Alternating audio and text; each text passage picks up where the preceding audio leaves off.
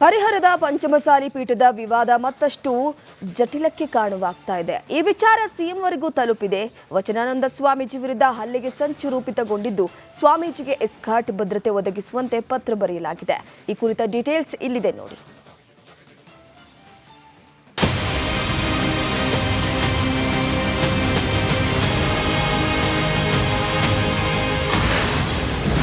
ಪಂಚಮಸಾಲಿ ಪೀಠ ವಿವಾದ ಮತ್ತೆ ಮುನ್ನೆಲೆಗೆ.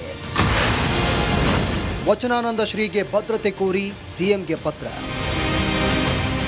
ಮಠದಲ್ಲಿ ಪುಂಡರಿಂದ ಕುಡುಕರಿಂದ ಹಾನಿ ಅಂತ ಡಿಸಿಗೆ ಪತ್ರ ಬರೆದ ಟ್ರಸ್ಟ್. ಈ ಹಿನ್ನೆಲೆ ಮಠದಲ್ಲಿ ನಿಷೇಧಾಜ್ಞೆ ಜಾರಿ. ಇತ್ತ ಸ್ವಾಮೀಜಿಗೆ ಪೊಲೀಸ್ ಭದ್ರತೆ ಒದಗಿಸುವಂತೆ ಲೆಕ್ಕ ಕೂಡಿ ಸಮಿತಿಯಿಂದ ಸಿಎಂಗೆ ಪತ್ರ.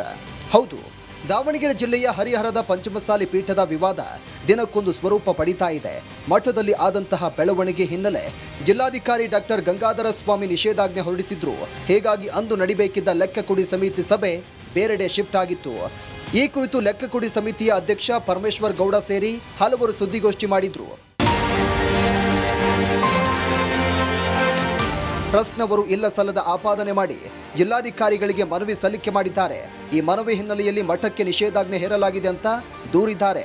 ಮಠಕ್ಕೆ ದೇವಾಲಯಗಳಿಗೆ ಬೀಗ ಹಾಕಿಸುವವರನ್ನ ದೇವರು ನೋಡಿಕೊಳ್ಳುತ್ತದೆ ಅಂತ ಆಕ್ರೋಶ ವ್ಯಕ್ತಪಡಿಸಿದ್ದಾರೆ. ಏನೇ ಆಗಲಿ, ಲೆಕ್ಕಕುಡಿ ಸಮಿತಿಯಿಂದ ಅಭಿಯಾನ ಮುಂದುವರಿಯಲಿದೆ. ಕೊಟ್ಟೂರು ಸೇರಿದಂತೆ ಹಲವೆಡೆ ಹೋಗಿ ಲೆಕ್ಕ ಸಂಗ್ರಹ ಮಾಡ್ತೇವೆ ಅಂತ ಸಮಿತಿ ಅಧ್ಯಕ್ಷ ಪರಮೇಶ್ವರ್ ಗೌಡ ತಿಳಿಸಿದ್ದಾರೆ. ಮಠಗಳಿಗೆ ಬೀಗ ಹಾಕೋದು, ದೇವಸ್ಥಾನಗಳಿಗೆ ಬೀಗ ಹಾಕೋದು ಇದು ನಮ್ಮ ಹಿಂದೂ ಸಂಸ್ಕೃತಿ ಅಲ್ಲ. ಅದರಿಂದ ಈಗಲಾದರೂ ಎಚ್ಚೆತ್ತುಕೊಂಡು ಒಳ್ಳೆಯ ನಡವಳಿಕೆಯಿಂದ ನೀವು ನಡೆದಿದ್ದೇ ಆದರೆ ನೀವು ಲೆಕ್ಕದಲ್ಲಿ ಆಗಿರ್ತಕ್ಕಂಥ ವ್ಯತ್ಯಾಸವನ್ನು ಸಮಾಜದ ಮುಂದೆ ಎಲ್ಲರ ಮುಂದೆ ಬಂದು ಅಲ್ಪ ಸ್ವಲ್ಪ ಏನೋ ತಪ್ಪಾಗೈತಿ ಅದನ್ನು ಕ್ಷಮಿಸ್ರಿ ಅಂದು ಯಾವ್ದಾರ ದೇವಸ್ಥಾನಕ್ಕೆ ಬರಬೇಕು. ಇನ್ನು ಲೆಕ್ಕಕುಡಿ ಸಮಿತಿಯಿಂದ ಸಿಎಂ ಸಿದ್ದರಾಮಯ್ಯನವರಿಗೆ ಪತ್ರ ಬರೆಯಲಾಗಿದೆ. ಡಿಸಿಗೆ ಪತ್ರ ಬರೆದು ನಿಷೇಧಾಜ್ಞೆ ಜಾರಿ ಮಾಡಿ ಮಠ ಬಂದ್ ಮಾಡಿಸಿದ್ದಾರೆ. ವಚನಾನಂದ ಸ್ವಾಮೀಜಿ ಮೇಲೆ ಹಲ್ಲೆಗೆ ಸಂಚು ರೂಪಿಸಿದ್ದು, ಹಾನಿ ಉಂಟು ಮಾಡುವ ಎಲ್ಲ ಷಡ್ಯಂತ್ರಗಳನ್ನು ಮಾಡಿಕೊಂಡಿದ್ದಾರೆ. ಈ ಹಿನ್ನೆಲೆ ಪೀಠಾಧಿಪತಿಗಳ ದೈನಂದಿನ ಧಾರ್ಮಿಕ ಕಾರ್ಯಗಳಿಗೆ ಅನುವು ಮಾಡಿಕೊಡಬೇಕು, ಎಸ್ಕಾರ್ಟ್ ಒದಗಿಸಿ ಸ್ವಾಮೀಜಿಯವರಿಗೆ ಪೊಲೀಸ್ ರಕ್ಷಣೆ ನೀಡಬೇಕು ಅಂತ ಸಿಎಂಗೆ ಪತ್ರ ಬರೆಯಲಾಗಿದೆ. ಇದಲ್ಲದೆ ಯಾರ್ಯಾರಿಂದ ಎಷ್ಟು ಕಪ್ಪು ಹಣ ಪಡೆದಿದ್ದೀರಿ, ನಿಮ್ಮ ವ್ಯವಹಾರಕ್ಕೂ ಮಠವನ್ನು ಬಳಸಿಕೊಂಡಿದ್ದೀರಿ ಅಂತ ಮಾಜಿ ಶಾಸಕ ಎಚ್.ಎಸ್. ಶಿವಶಂಕರ್ ಗಂಭೀರ ಆರೋಪ ಮಾಡಿದ್ದಾರೆ. ಈ ಬಗ್ಗೆ ಐಟಿ ಇಡಿಗೆ ದೂರು ದಾಖಲಿಸಲು ಮುಂದಾಗಿದ್ದಾರೆ. ಸರಿಯಾದ ಸಾಕ್ಷಿಗಳು ಕೊಡಲಿಲ್ಲ, ನಾವು ಕೇಳಲ್ಲ, ನಮಗೆ ಕೊಡಲಿ ಮೇಡಮ್, ಬೇರೆ ಏನು ಕೇಳಲ್ಲ. ನಾವು ಕೇಳ್ತಾರ ಸಮಾಜದ ದಾನಿಗಳಂತ ಬಂದಷ್ಟೇ. ದೇವಸ್ಥಾನಕ್ಕೆ ಕರೆದ್ರಿ ಸರ್, ಅವ್ರು ಏನು ಮಾಡ್ಬೇಕಂತ ಹೇಳಲಿಲ್ಲ. ದೇವಸ್ಥಾನಕ್ಕೆ ಕರೆದು ಸ್ವಲ್ಪ ಸ್ವಲ್ಪ ಲೆಕ್ಕ ವ್ಯತ್ಯಾಸ ಆಗೈತಿ, ಇದನ್ನ ಇಲ್ಲಿಗೆ ಮುಗಿಸ್ರಿ, ಇದನ್ನು ಬೆಳೆಸೋದು ಬೇಡ, ನನ್ನ ಕ್ಷಮಿಸ್ರಿ ಅಂತ ಹೇಳ್ಬಿಟ್ರೆ ನಾವು ಎಲ್ಲರನ್ನೂ ಸಮಾಜದಲ್ಲೆಲ್ಲರೂ ವಿಶ್ವಾಸಕ್ಕೆ ತಗೊಂಡು ನಾವು ಅದಕ್ಕೊಂದು ವೇದಿಕೆ ಸಜ್ಜು ಮಾಡಿಕೊಂಡು ಅವ್ರು ಎಲ್ಲಿ ಕರೀತಾರೆ. ಹರಿಹರದ ಪಂಚಮಸಾಲಿ ಪೀಠದ ವಿವಾದ ದಿನಕ್ಕೊಂದು ಟ್ವಿಸ್ಟ್ ಪಡಿತಾ ಇದ್ರೆ ಈ ವಿವಾದ ಸಿಎಂ ತನಕ ಬಂದು ಕೂತಿದೆ. ಸದ್ಯ ಮಠದಲ್ಲಿ ನಿಷೇಧಾಜ್ಞೆ ಜಾರಿ ಹಿನ್ನೆಲೆ ಮಠ ಖಾಲಿಯಾಗಿ ಕಾಣ್ತಾ ಇದೆ. ಟ್ರಸ್ಟ್ ಮತ್ತು ಸ್ವಾಮೀಜಿ ಬೆಂಬಲಿಗರ ತಿಕ್ಕಾಟದ ನಡುವೆ ಭಕ್ತರು ಮೂಕ ಪ್ರೇಕ್ಷಕರಾಗುವಂತಾಗಿದೆ. ವಿಠಲ್ ಕ್ಯಾರವಾಡ್, ರಿಪಬ್ಲಿಕ್ ಕನ್ನಡ, ದಾವಣಗೆರೆ. ಹರಿಹರದ ಪಂಚಮಸಾಲಿ ಪೀಠದ ವಿವಾದ ಮತ್ತಷ್ಟು ಜಟಿಲಕ್ಕೆ ಕಾರಣವಾಗ್ತಾ ಇದೆ. ಈ ವಿಚಾರ ಸಿಎಂವರೆಗೂ ತಲುಪಿದೆ. ವಚನಾನಂದ ಸ್ವಾಮೀಜಿ ವಿರುದ್ಧ ಹಲ್ಲೆಗೆ ಸಂಚು ರೂಪಿತಗೊಂಡಿದ್ದು, ಸ್ವಾಮೀಜಿಗೆ ಎಸ್ಕಾರ್ಟ್ ಭದ್ರತೆ ಒದಗಿಸುವಂತೆ ಪತ್ರ ಬರೆಯಲಾಗಿದೆ. ಈ ಕುರಿತ ಡೀಟೇಲ್ಸ್ ಇಲ್ಲಿದೆ ನೋಡಿ.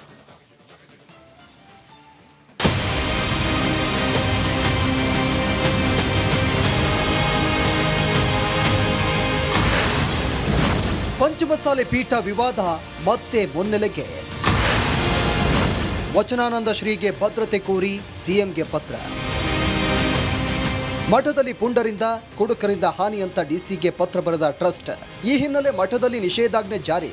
ಇತ್ತ ಸ್ವಾಮೀಜಿಗೆ ಪೊಲೀಸ್ ಭದ್ರತೆ ಒದಗಿಸುವಂತೆ ಲೆಕ್ಕಕುಡಿ ಸಮಿತಿಯಿಂದ ಸಿಎಂಗೆ ಪತ್ರ. ಹೌದು, ದಾವಣಗೆರೆ ಜಿಲ್ಲೆಯ ಹರಿಹರದ ಪಂಚಮಸಾಲಿ ಪೀಠದ ವಿವಾದ ದಿನಕ್ಕೊಂದು ಸ್ವರೂಪ ಪಡಿತಾ ಇದೆ. ಮಠದಲ್ಲಿ ಆದಂತಹ ಬೆಳವಣಿಗೆ ಹಿನ್ನೆಲೆ ಜಿಲ್ಲಾಧಿಕಾರಿ ಡಾಕ್ಟರ್ ಗಂಗಾಧರ ಸ್ವಾಮಿ ನಿಷೇಧಾಜ್ಞೆ ಹೊರಡಿಸಿದ್ರು. ಹೀಗಾಗಿ ಅಂದು ನಡಿಬೇಕಿದ್ದ ಲೆಕ್ಕಕುಡಿ ಸಮಿತಿ ಸಭೆ ಬೇರೆಡೆ ಶಿಫ್ಟ್ ಆಗಿತ್ತು. ಈ ಕುರಿತು ಲೆಕ್ಕಕುಡಿ ಸಮಿತಿಯ ಅಧ್ಯಕ್ಷ ಪರಮೇಶ್ವರ್ ಗೌಡ ಸೇರಿ ಹಲವರು ಸುದ್ದಿಗೋಷ್ಠಿ ಮಾಡಿದ್ರು. ಟ್ರಸ್ಟ್ನವರು ಇಲ್ಲ ಸಲ್ಲದ ಆಪಾದನೆ ಮಾಡಿ ಜಿಲ್ಲಾಧಿಕಾರಿಗಳಿಗೆ ಮನವಿ ಸಲ್ಲಿಕೆ ಮಾಡಿದ್ದಾರೆ. ಈ ಮನವಿ ಹಿನ್ನೆಲೆಯಲ್ಲಿ ಮಠಕ್ಕೆ ನಿಷೇಧಾಜ್ಞೆ ಹೇರಲಾಗಿದೆ ಅಂತ ದೂರಿದ್ದಾರೆ. ಮಠಕ್ಕೆ ದೇವಾಲಯಗಳಿಗೆ ಬೀಗ ಹಾಕಿಸುವವರನ್ನ ದೇವರು ನೋಡಿಕೊಳ್ಳುತ್ತದೆ ಅಂತ ಆಕ್ರೋಶ ವ್ಯಕ್ತಪಡಿಸಿದ್ದಾರೆ. ಏನೇ ಆಗಲಿ ಲೆಕ್ಕ ಕೊಡಿ ಸಮಿತಿಯಿಂದ ಅಭಿಯಾನ ಮುಂದುವರಿಯಲಿದೆ. ಕೊಟ್ಟೂರು ಸೇರಿದಂತೆ ಹಲವೆಡೆ ಹೋಗಿ ಲೆಕ್ಕ ಸಂಗ್ರಹ ಮಾಡ್ತೇವೆ ಅಂತ ಸಮಿತಿ ಅಧ್ಯಕ್ಷ ಪರಮೇಶ್ವರ್ ಗೌಡ ತಿಳಿಸಿದ್ದಾರೆ. ಮಠಗಳಿಗೆ ಬೀಗ ಹಾಕೋದು, ದೇವಸ್ಥಾನಗಳಿಗೆ ಬೀಗ ಹಾಕೋದು ಇದು ನಮ್ಮ ಹಿಂದೂ ಸಂಸ್ಕೃತಿ ಅಲ್ಲ. ಅದರಿಂದ ಈಗಲಾದರೂ ಎಚ್ಚೆತ್ತುಕೊಂಡು ಒಳ್ಳೆಯ ನಡವಳಿಕೆಯಿಂದ ನೀವು ನಡೆದಿದ್ದೇ ಆದರೆ ನೀವು ಲೆಕ್ಕದಲ್ಲಿ ಆಗಿರ್ತಕ್ಕಂಥ ವ್ಯತ್ಯಾಸವನ್ನು ಸಮಾಜದ ಮುಂದೆ ಎಲ್ಲರ ಮುಂದೆ ಬಂದು ಅಲ್ಪ ಸ್ವಲ್ಪ ಏನೋ ತಪ್ಪಾಗೈತಿ ಅದನ್ನು ಕ್ಷಮಿಸ್ರಿ ಅಂದು ಯಾವ್ದಾರ ದೇವಸ್ಥಾನಕ್ಕೆ ಬರಲಿ. ಇನ್ನು ಲೆಕ್ಕ ಕೊಡಿ ಸಮಿತಿಯಿಂದ ಸಿಎಂ ಸಿದ್ದರಾಮಯ್ಯನವರಿಗೆ ಪತ್ರ ಬರೆಯಲಾಗಿದೆ. ಡಿಸಿಗೆ ಪತ್ರ ಬರೆದು ನಿಷೇಧಾಜ್ಞೆ ಜಾರಿ ಮಾಡಿ ಮಠ ಬಂದ್ ಮಾಡಿಸಿದ್ದಾರೆ. ವಚನಾನಂದ ಸ್ವಾಮೀಜಿ ಮೇಲೆ ಹಲ್ಲೆಗೆ ಸಂಚು ರೂಪಿಸಿದ್ದು ಹಾನಿ ಉಂಟು ಮಾಡುವ ಎಲ್ಲ ಷಡ್ಯಂತ್ರಗಳನ್ನು ಮಾಡಿಕೊಂಡಿದ್ದಾರೆ. ಈ ಹಿನ್ನೆಲೆ ಪೀಠಾಧಿಪತಿಗಳ ದೈನಂದಿನ ಧಾರ್ಮಿಕ ಕಾರ್ಯಗಳಿಗೆ ಅನುವು ಮಾಡಿಕೊಡಬೇಕು, ಎಸ್ಕಾರ್ಟ್ ಒದಗಿಸಿ ಸ್ವಾಮೀಜಿಯವರಿಗೆ ಪೊಲೀಸ್ ರಕ್ಷಣೆ ನೀಡಬೇಕು ಅಂತ ಸಿಎಂಗೆ ಪತ್ರ ಬರೆಯಲಾಗಿದೆ. ಇದಲ್ಲದೆ ಯಾರ್ಯಾರಿಂದ ಎಷ್ಟು ಕಪ್ಪು ಹಣ ಪಡೆದಿದ್ದೀರಿ, ನಿಮ್ಮ ವ್ಯವಹಾರಕ್ಕೂ ಮಠವನ್ನು ಬಳಸಿಕೊಂಡಿದ್ದೀರಿ ಅಂತ ಮಾಜಿ ಶಾಸಕ ಎಚ್.ಎಸ್. ಶಿವಶಂಕರ್ ಗಂಭೀರ ಆರೋಪ ಮಾಡಿದ್ದಾರೆ. ಈ ಬಗ್ಗೆ ಐಟಿ ಇಡಿಗೆ ದೂರು ದಾಖಲಿಸಲು ಮುಂದಾಗಿದ್ದಾರೆ. ಅದಕ್ಕೆ ಸರಿಯಾದ ಸಾಕ್ಷಿಗಳು ಕೊಡಲಿಲ್ಲ, ನಾವು ಕೇಳಲ್ಲ, ನಮಗೆ ಕೊಡಲಿ ಮೇಡಮ್, ಬೇರೆ ಏನು ಕೇಳಲ್ಲ. ನಾವು ಕೇಳ್ತಾರ ಸಮಾಜದ ದಾನಿಗಳಂತ ಬಂದಷ್ಟೇ. ದೇವಸ್ಥಾನಕ್ಕೆ ಕರೆದ್ರಿ ಸರ್, ಅವ್ರು ಏನ್ ಮಾಡ್ಬೇಕಂತ ಹೇಳಲಿಲ್ಲ.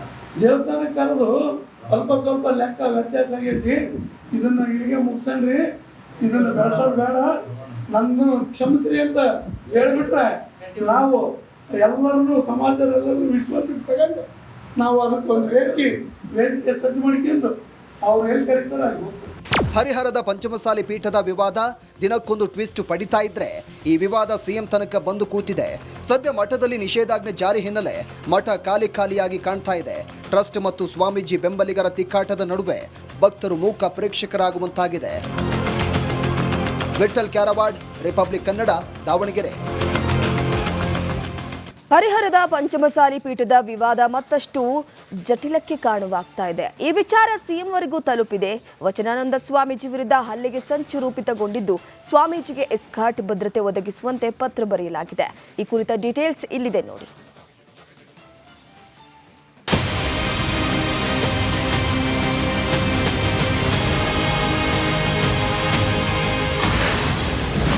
ಪಂಚಮಸಾಲಿ ಪೀಠ ವಿವಾದ ಮತ್ತೆ ಮುನ್ನೆಲೆಗೆ.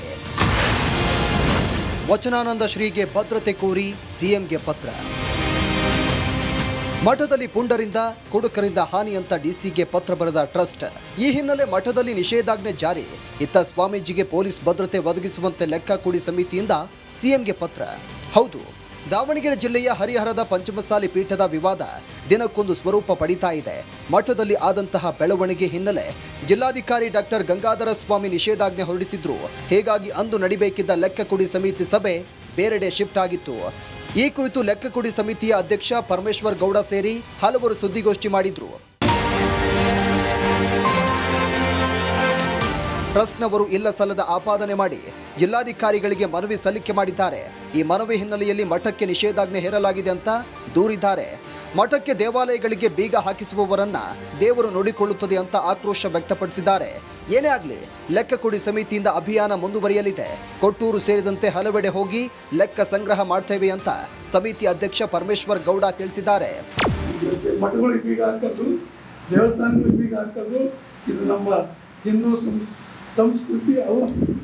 ಅದರಿಂದ ಈಗಲಾದರೂ ಎಚ್ಚೆತ್ತುಕೊಂಡು ಒಳ್ಳೆಯ ನಡವಳಿಕೆಯಿಂದ ನೀವು ನಡೆದಿದ್ದೇ ಆದರೆ ನೀವು ಲೆಕ್ಕದಲ್ಲಿ ಆಗಿರ್ತಕ್ಕಂಥ ವ್ಯತ್ಯಾಸವನ್ನು ಸಮಾಜದ ಮುಂದೆ ಎಲ್ಲರ ಮುಂದೆ ಬಂದು ಅಲ್ಪ ಸ್ವಲ್ಪ ಏನೋ ತಪ್ಪಾಗೈತಿ ಅದನ್ನು ಕ್ಷಮಿಸ್ರಿ ಅಂದು ಯಾವ್ದಾರ ದೇವಸ್ಥಾನಕ್ಕೆ ಬರಲಿ.